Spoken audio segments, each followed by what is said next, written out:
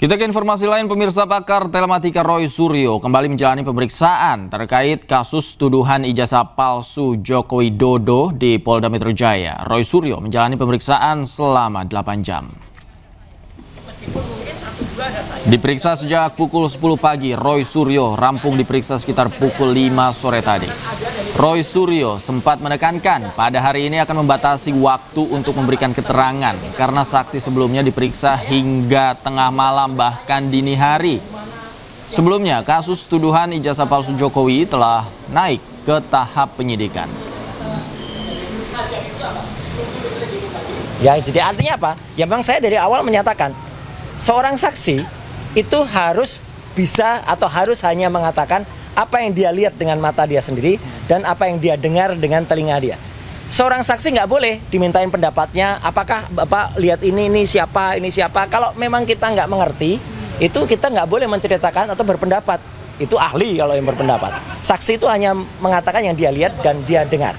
Makanya tadi saya hanya menyampaikan yang saya lihat dan saya dengar pada pertanyaan seputar tanggal 22 Januari 2025. Selain itu, ya saya tidak perlu menjawab karena pertanyaan di luar tanggal 22 Januari itu 2025 adalah tidak saya ketahui dan tidak saya dengar. Jadi itu yang saya jawab tadi. Mungkin bisa disampaikan tanggal 22 Januari itu apa? Justru itu yang menarik. 22 Januari saya tidak mengerti itu peristiwa apa. Ya, gitu. Ada di Jakarta Pusat itu di mana? Tidak ada juga. Jadi kan lucu. Sesuatu yang saya tidak ada di dalamnya, saya tidak disebut di dalamnya. Orang-orang yang ada di situ juga tidak ada saya, ditanyakan kepada saya. Jadi sama aja kalau teman-teman ditanya, Anda ada di situ? Nggak ada. Oke, begitu Anda nggak ada, Anda tahu nggak siapa-siapa yang di situ? Kan ya nggak ada. Ya udah kan. Jadi cepat tadi pertanyaannya. Dengan demikian saya memang menjawab pertanyaan-pertanyaan yang saya ketahui. Misalnya apa? Oh, saya lahir di mana? Dulu pendidikannya apa? Orang tua siapa? Data diri apa? Kemudian apa yang saya ketahui? Apa yang saya takuni selama ini tentang latar belakang telematika saya seperti apa? Definisi telematika seperti apa, ya itu yang saya jawab.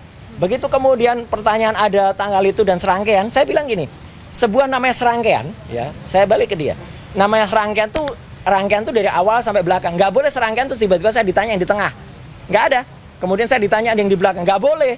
Kalau dari Dan pemirsa, untuk mengetahui informasi hasil pemeriksaan terlapor ijazah Jokowi Roy Suryo CS, kami telah terhubung dengan jurnalis iNews Indra Setiabudi di Polda Metro Jaya. Selamat malam. Indra, poin-poin menarik apa saja dari pemeriksaan Roy Suryo CS di Polda Metro Jaya?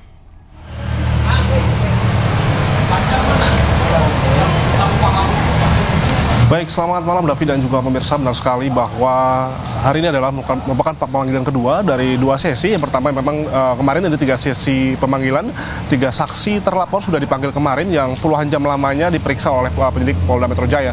Dan untuk hari ini Davi dan juga pemirsa memang dipanggil lagi 3 saksi terlapor dugaan ijazah palsu Joko Widodo, yang mana salah satunya ada Roy Suryo. Dan kita ketahui bersama Roy Suryo tiba pada pukul 10.30 waktu pagi tadi dan masuk pada pukul 11 dan keluar tadi ini begitu cepat sekali, kurang lebih 6 jam lamanya Davi dan juga pemirsa menjalani pemeriksaan dan dihujani sebanyak 118 pertanyaan dari penyidik Polda Metro Jaya terkait keterlibatan dalam dugaan ijazah palsu Joko Widodo.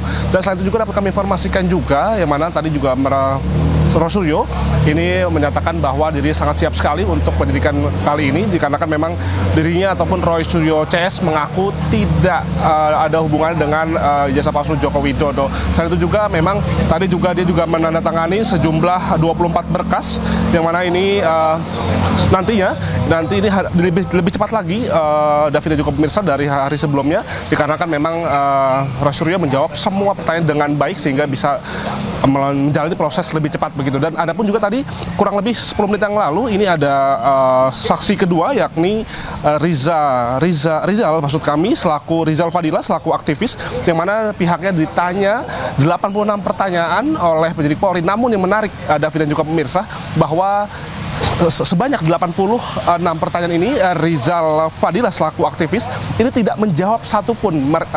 Dirinya hanya menjawab sebelum menjawab dari pertanyaan dari penyidik, dirinya ingin melihat secara langsung ijazah ini Joko Widodo ini ada di mana begitu, sehingga tadi penyidik juga tidak bisa memberikan ijazah asli Joko Widodo, dan sehingga Rizal Fadilah selaku aktivis ini menolak seluruh pertanyaan dan selalu menjawab, saya akan menjawab pertanyaan dari penyidik asalkan penyidik menyerahkan ataupun memberitahu bukti asli ataupun ijazah asli dari Joko Widodo. Dan akhirnya tadi juga Rizal Fadilah juga sudah keluar tadi, dan hingga saat ini masih ada satu lagi, ini masih ada Kurnia Trirayani, advokat, ini masih berada di dalam, dan esok nanti juga masih ada pemanggilan. Dan intinya pekan ini sebanyak 10 saksi terlapor akan dipanggil Polda Metro Jaya untuk melakukan penyidikan lebih lanjut terkait dugaan kasus ijazah palsu Joko Widodo. Demikian, Davi, mulai Anda. Baik, terima kasih Indra Setiabudi melaporkan langsung dari Polda Metro Jaya. Selamat malam, selamat bertugas kembali.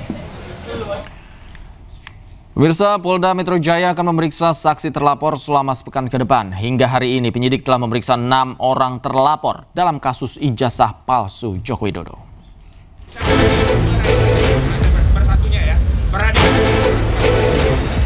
Polda Metro Jaya akan memeriksa saksi terlapor selama sepekan ke depan. Terdapat 12 orang berstatus terlapor, salah satunya Abraham Samad yang sudah memenuhi panggilan Polda terkait kasus ijazah palsu Joko Widodo. Hari ini Roy Suryo, Kurnia Trirayani, Rizal Fadilah menjalani pemeriksaan sebagai saksi terlapor. Sebelumnya pada hari Selasa, 19 Agustus 2025, Polda Metro Jaya telah memeriksa 3 orang saksi, yakni Meriati, aktivis KNPRI, Sunarto, YouTuber, dan Arif Nugroho, seorang jurnalis. Selanjutnya pada hari Jumat, Polda menjadwalkan pemeriksaan saksi Rismon Sianipar, Michael Sinaga, dan Nurdian Noviansyah. Dalam kesempatan itu, Ahmad Kozinudin menyayangkan soal pemeriksaan saksi yang melibatkan seorang jurnalis karena pemeriksaan tersebut terindikasi sebagai pembungkaman. Hari ini klaster media pun juga dipanggil, dan ini ancaman ini tidak hanya menimpa yang hari ini dipanggil, misalnya Arif Nugroho, juga Sunarto begitu, tapi ini juga bisa menimpa kawan-kawan media, rekan-rekan media. Karena itu kita harus tegaskan bahwa negara tidak boleh membungkam tugas-tugas jurnalisme. Sebaliknya negara harus ada dan hadir terdepan menjamin kemerdekaan berekspresi, termasuk kemerdekaan menyampaikan informasi kepada publik berkaitan dengan berbagai informasi apapun. Bahwa kalaupun ada yang keberatan dengan informasi yang disampaikan, komplainnya jangan ke media. Hingga kini penyidikan kasus ijazah palsu Jokowi masih dilakukan dan belum ditetapkan tersangka oleh penyidik.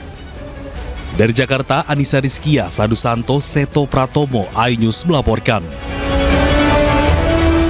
Kita ke kasus lain, pemirsa. Sidang peninjauan kembali Sylvester Matutina dalam perkara fitnah yang dilontarkannya terhadap mantan Wakil Presiden Yusuf Kala ditunda.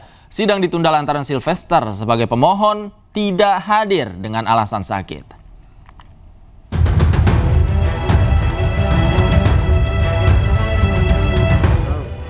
Sidang peninjauan kembali kasus fitnah terhadap Wakil Presiden ke-10 dan ke-12 Yusuf Kala dengan terdakwa Sylvester Matutina sedianya digelar di Pengadilan Negeri Jakarta Selatan hari ini, namun ditunda. Sylvester beralasan sakit sehingga tidak dapat menghadiri sidang. Menurut majelis hakim yang diketuai oleh Iketut Darpawan, pihaknya telah menerima surat keterangan dari Rumah Sakit Puri Cinere terkait kondisi Sylvester. Dalam surat disebutkan, Sylvester harus beristirahat selama 5 hari. Sidang pun dijadwalkan kembali pada Rabu 27 Agustus pekan depan. Pengaju atau pemohon PK harus hadir di persidangan. Adalah berbeda kalau yang bersangkutan sudah berada di lembaga pemasyarakatan sehingga bisa dilakukan oleh kuasa hukumnya. Jadi kalau dalam hal ini pemohon harus hadir sendiri di persidangan. Ketua Umum Solidaritas Merah Putih Sylvester Matutina mendaftarkan permohonan peninjauan kembali ke Pengadilan Negeri Jakarta Selatan pada Selasa 5 Agustus lalu. Kejaksaan Agung menyebut peninjauan kembali tidak akan mengganggu proses eksekusi yang akan dilakukan Kejaksaan Negeri Jakarta Selatan terhadap Sylvester. Sebelumnya, Sylvester Matutina divonis 1 tahun 6 bulan penjara atas kasus fitnah dan pencemaran nama baik Wakil Presiden ke-10 dan ke-12 Republik Indonesia, Yusuf Kala, pada tahun 2019. Kendati demikian, hingga kini Sylvester tidak juga dieksekusi oleh kejaksaan. Dari Jakarta, Ayan Nufus Hoirudin, iNews melaporkan.